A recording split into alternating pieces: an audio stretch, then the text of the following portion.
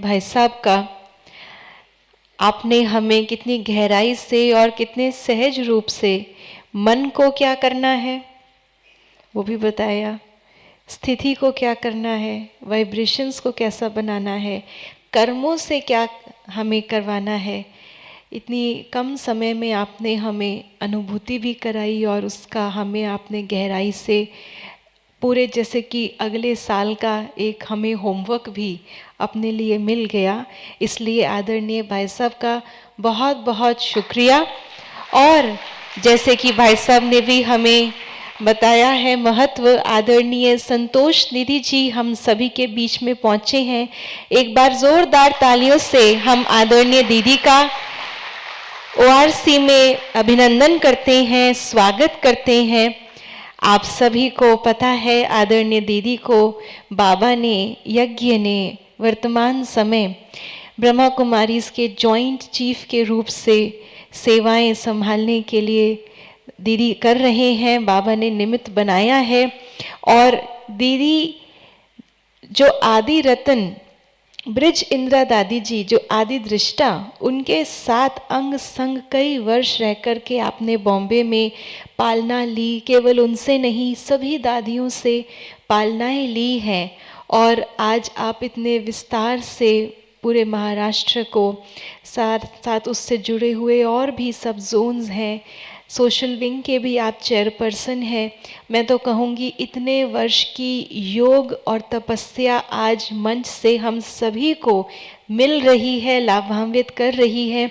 एक एक हमारे बड़े, हमारी दीदियाँ, भाई साहब, इतनी योग की शक्ति यहाँ मंच पर इकट्ठा है। तो आप सभी को अगर महसूस हो रही हो वहाँ बैठे तो ज़ोरदार तालियों से हम स्वागत करते हैं आदरणीय संतोष दीदी जी का, जो कि मुंबई से हमारे बीच में पहुँचे हैं।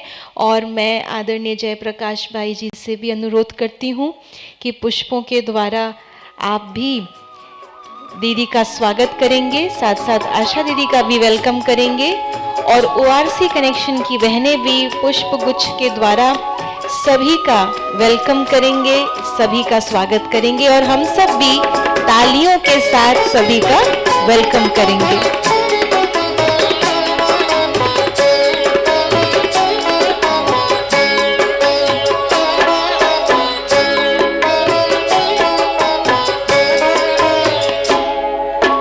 मत बन के इस चमन की तुम बाहर हो, मत बन के इस चमन की तुम बाहर हो।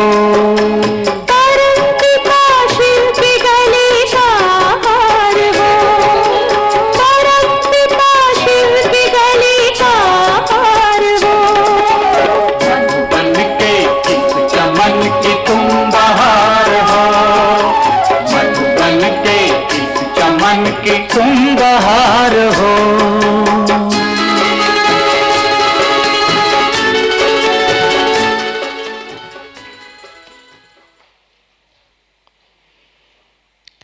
ओआरसी तो बेहद का स्थान है बाबा का, मिनी मधुबन है, इसीलिए समय प्रति समय मधुबन से और बेहद के स्थान से सभी महारथी आकर के इसको अपने पालना से सींचते रहते हैं।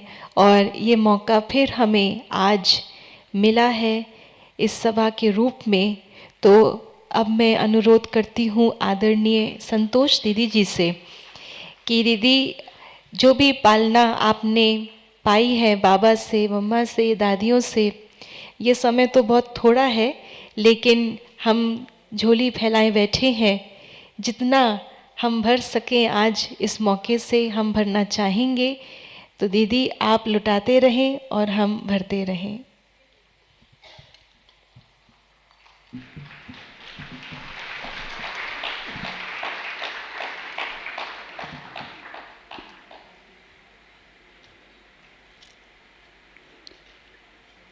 ओम शांति। यहाँ तो सब झोली भर के बैठे हुए हैं। बाबा का बनना अर्थात ही झोली भर जाना। बाबा कहता मीठे बच्चे मैं सबको एक ही समय पर एक ही जैसी पढ़ाई पढ़ाता हूँ। चाहे कोई 80 बरस से पढ़ता है, कोई 50 बरस से पढ़ता है, कोई 5 दिन से पढ़ता है, पर सभी को एक ही जैसी पढ़ाई पढ़ाई जाती है, एक ही जैसा माल दिया जाता है। पढ़ाने वाला एक है, पढ़ाई एक है और एक ही समय पर पढ़ाता है, परंतु पढ़ने वाले नंबरवार बनते। क्योंकि कहा जाता है सागर तो भरा है परंतु घाघर भरने की हिम्मत चाहिए। तो इस ईश्वरीय मार्ग में भी चलने के लिए, खुद को भरपूर करने के लिए हिम्मत की भी बहुत आवश्यकता है। जितना जितना हम हिम्मत रखते हैं, कहा जाता है हिम्मत बांध बच्चे तो मदद दे बाप। जितना आगे बढ़ने की हिम्मत रखते हैं उतनी हमें बाबा से मदद मिलती है। उस मदद के आधार पर हम अपनी शक्तियों को बढ़ा सकते हैं। चलते चलते मन या बुद्धि इधर उधर क्यों जाता है, इसका भी बहुत बड़ा कारण है। चाहते तो सभी यही है कि सदैव हमारा मन एकाग्र रहे, तंदुरुस्त रहे, मनमना भाव की स्थिति में रहे। सबका लक्ष्य एक ही है, क्योंकि सबको बाप समान बनना है। परंतु थोड़ी सी चलते चलते ऐसी भूल हो जाती है जिसके कारण मन कभी विचलित होता है। इसका कारण ये कि बाबा ने जो हमें शक्तियाँ दी है, जो पढ़ाई दी है, जो कार्य दिया हुआ है, जो युक्तियाँ बताई हैं, वो मन को तंदुरुस्त करने के लिए, बाबा के साथ सदैव लगे रहने के लिए। हमें जो समय मिला है वो भी स्व उन्नति के लिए मिला हुआ है।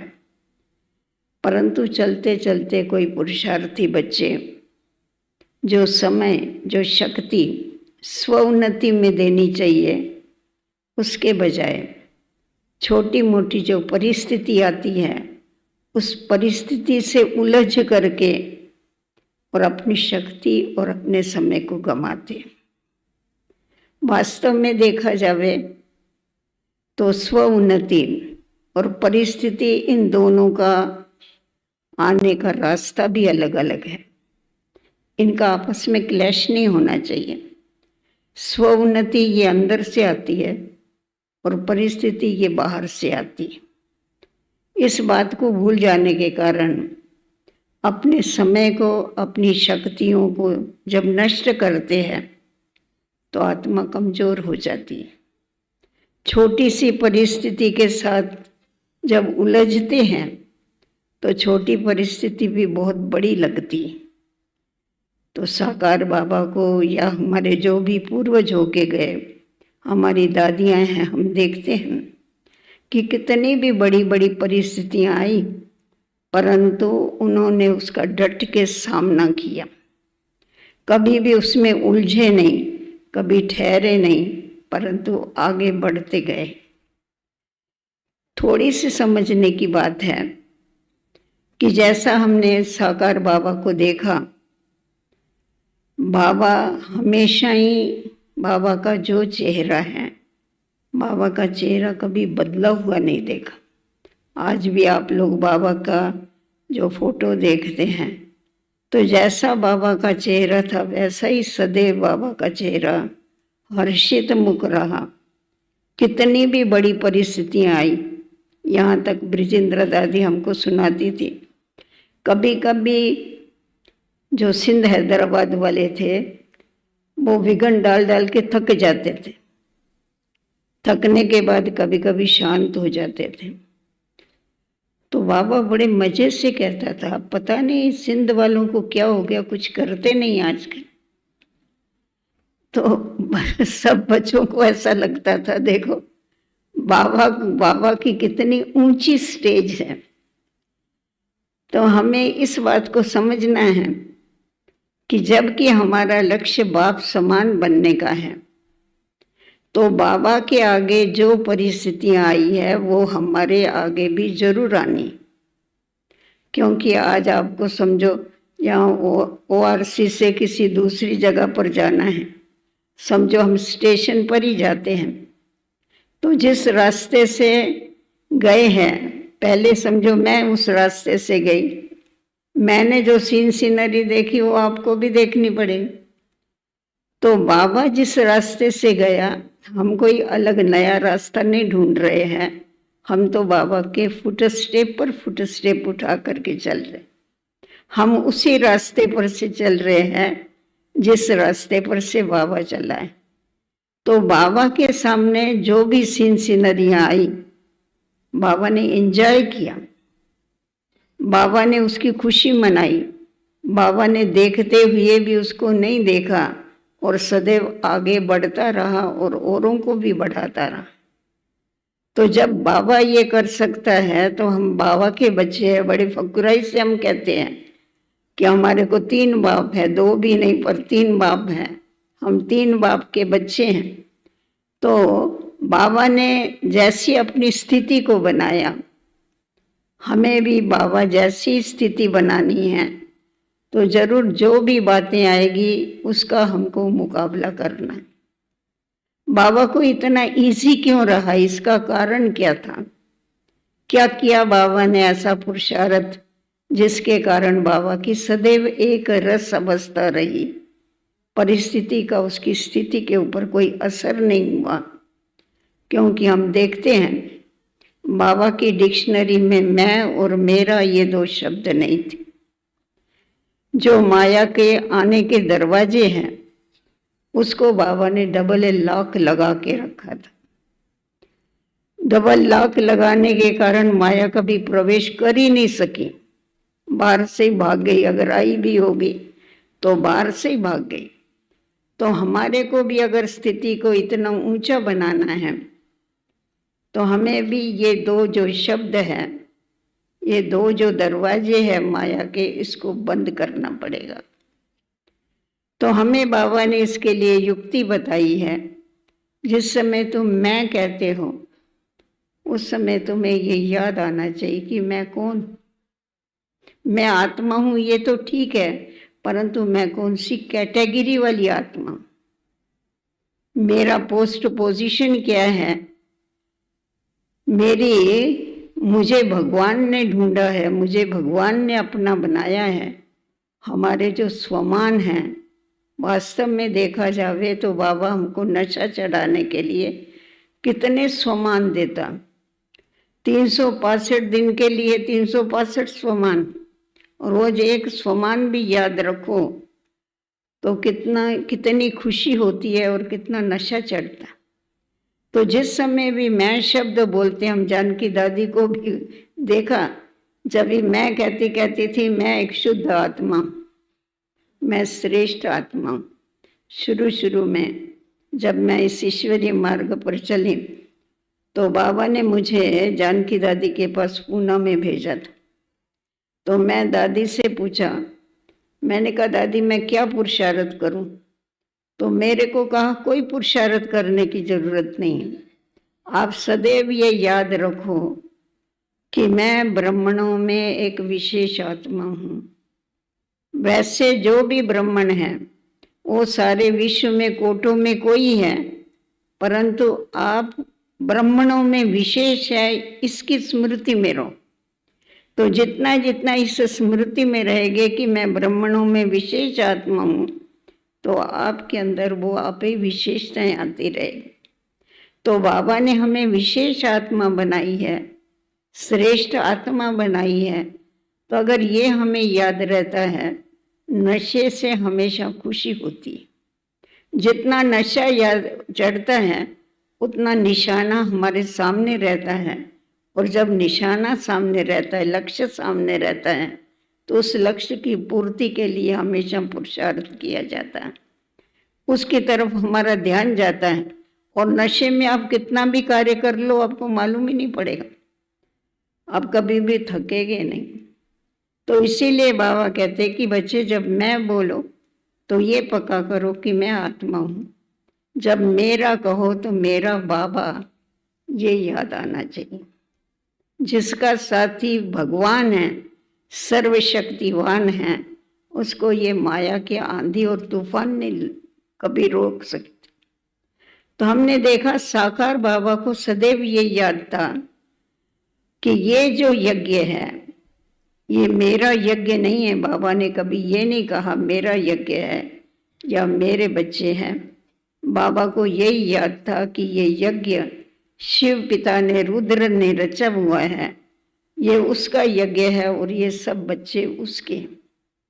इस आधार पर बाबा का अनुभव हम देखते हैं कि कितने बड़ी बड़ी परीक्षाएं। बेगरी पाठ चला, 350 बच्चे घर में होते हुए खाने के लिए दाना नहीं रहा, परंतु बाबा उस मौलाई मस्ती में रहा, क्योंकि बाबा को मालूम था कि ये कार्य किसका है और ये बच्चे किसके। तो इतनी बड़ी परीक्षाओं में भी बाबा ने पास नहीं परंतु पास विथ ऑनर होके बताया। तो हम उसी रास्ते से जाते हैं। हमारे आगे तो छोटी मोटी बातें आती है, परंतु उन छोटी मोटी बातों को देख के बात चली जाती है। बाबा कहता है परंतु जो बात चली जाती है उस बात को तुम पकड़ के रखते हैं। और बात ऐसी चीज होती है, रबड़ के माफक होती है, आप उसको जितना खींचेंगे उतनी बड़ी होती जाती है।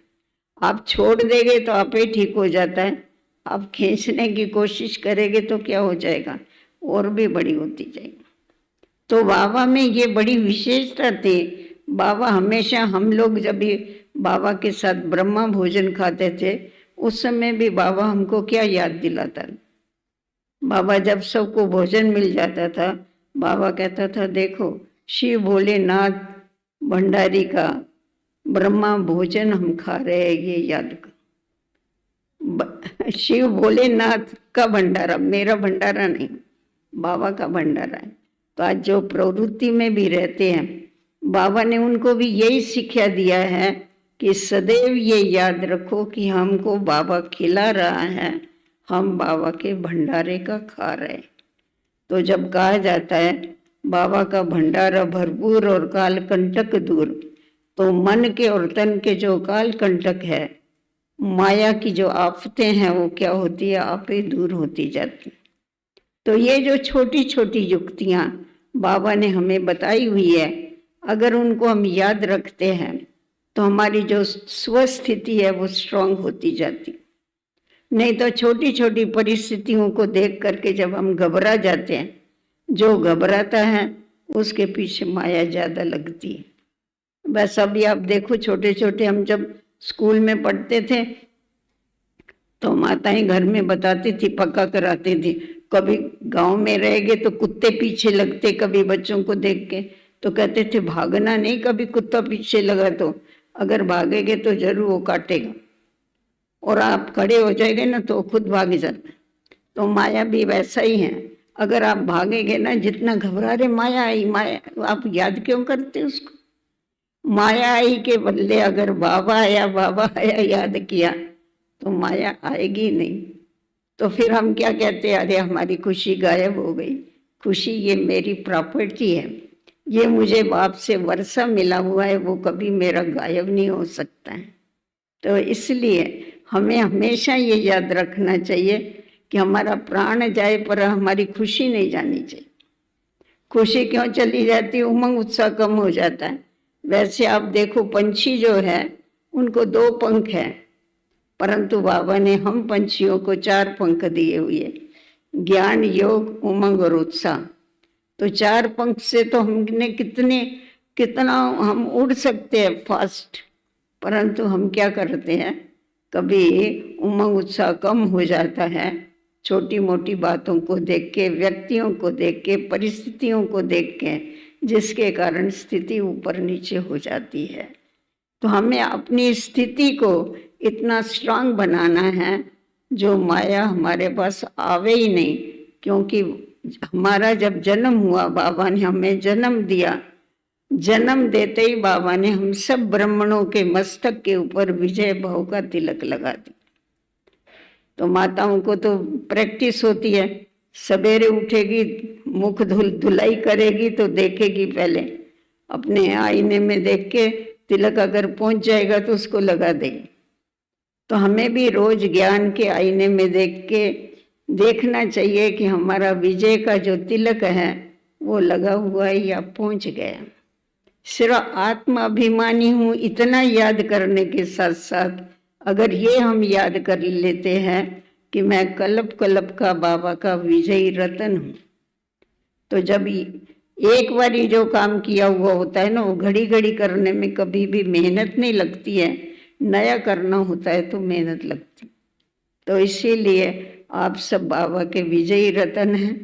ये स्मृति रख करके हमें सदैव विजय प्राप्त करनी है, और हमारे विजय के आधार पर इस चारों तरफ बाबा का क्या हो जाएगा, जय जयकार हो जाएगा।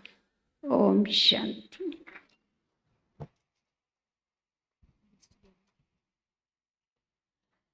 तो स्मृतियों का तिलक लगाए रखेंगे तो हर परिस्थिति पर विजय प्राप्त करना इजी हो जाएगा। दीदी का बहुत बहुत बहुत धन्यवाद। समय अनुसार, परिस्थितियों अनुसार हम जब आगे जितना बढ़ते जा रहे हैं, समय की गति फास्ट होती जा रही है, तो इस गति के अनुसार हम अपनी गति को, स्थिति की स्थिरता को बढ़ाते जाएं और आत्मा को बिल्कुल संपूर्ण हमें बाप समान बनाना है। इस लक्ष्य की ओर आगे बढ़ते जाएं। तो दीदी का पुनः हम धन्यवाद करते हैं। तो आज इसके साथ साथ क्योंकि एनुअल डे फंक्शन है और बहुत सारे स्पोर्ट्स एंड कॉम्पिटिशन्स भी हुए हैं और साथ साथ में बहुत सारे अवार्ड्स भी मिलने वाले हैं, तो हम सर्वप्रथम शुरुआत करते हैं बेस्ट स्टूडेंट अवार्ड की। डिटेल दे रहे हैं। हाँ जी हाँ जी, बिल बता रहे। हाँ जी, तो प्राइज डिस्ट्रीब्यूशन जो कर रहे हैं, तो ये जो बेस्ट स्टूडेंट का अवार्ड है, तो इसमें कई सारे, हर वर्ष जब हम एनुअल डे फंक्शन करते हैं तो हर वर्ष कई सारे कॉम्पिटिशन्स ऑर्गेनाइज करते हैं। पूरे दिल्ली जोन के ORC कनेक्शन भी उसमें पार्टिसिपेट करते हैं। तो जिन कॉम्पिटिशन्स में क्विज़ कंपटीशन होता है, म्यूज़िकल आपका सोलो सॉन्ग कंपटीशन होता है, भाषण प्रतियोगिता होती है, एक्सटेम्पोर होता है, स्पोर्ट्स कॉम्पिटिशन्स होते हैं, तो उन सभी कॉम्पिटिशन्स के साथ साथ जो भी प्राइज़ होते हैं वह भी आपको मिलते हैं। तो इस बार कुछ मुख्यतः रूप से कुछ नए भी प्राइजेस निकाले गए हैं, तो दीदी थोड़ा सा बताना चाहेंगे, तो दीदी द्वारा हम सुनते हैं। ओम शांति। बाबा ने जब ORC सौंपा था तो बाबा ने 4 सेवाएं कही थी। उनमें एक सेवा ये थी कि आपको ब्राह्मणों के लिए भी सेवा करनी है, ब्राह्मणों की उन्नति के लिए। यूथ का था, एजुकेशन का था, बिजनेस कंपनीज का था, और चौथा ब्राह्मणों की सेवा। तो ब्राह्मणों में बाबा कहता है कि सदा उमंग उत्साह बना रहे, और हर क्लास में बहुत अच्छे अच्छे टैलेंट्स वाले भाई बहनें आते हैं।